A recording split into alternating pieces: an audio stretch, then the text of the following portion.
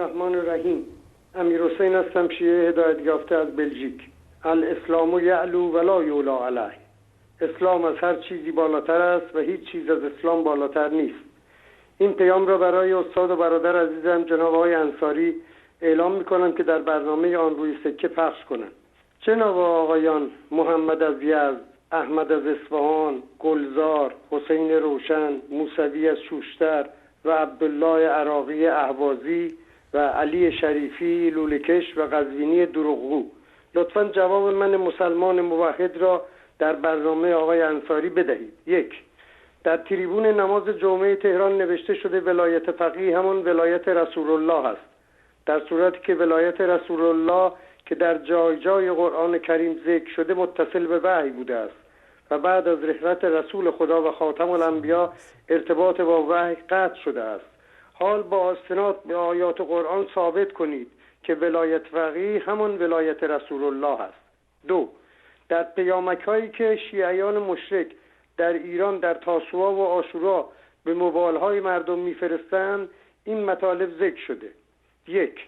امام حسین دعاهایتان را قبول کند. 2. ابوالفضل عباس مشکلاتان را حل کند. 3. مهدی زهرا سایبان و نگهدار و نگهبان شما باشد. لطفاً این مطالب شرکی را هم توضیح دهید.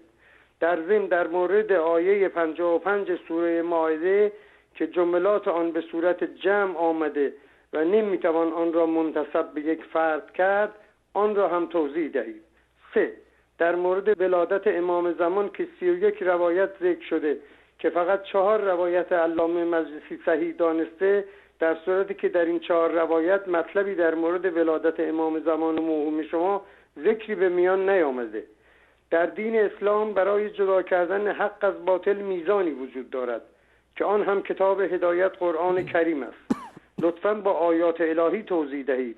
ما موحدین به جنگ شما مشرک زدگان آمده ایم، آن هم نه با اسلحه و قمع و شمشیر بلکه با قرآن مجید، و مطمئن باشید که پیروزی موحدین نزدیک است که این وعده خداوند است: جاء الحق و زهق الباطل ان الباطل کان زهوقا.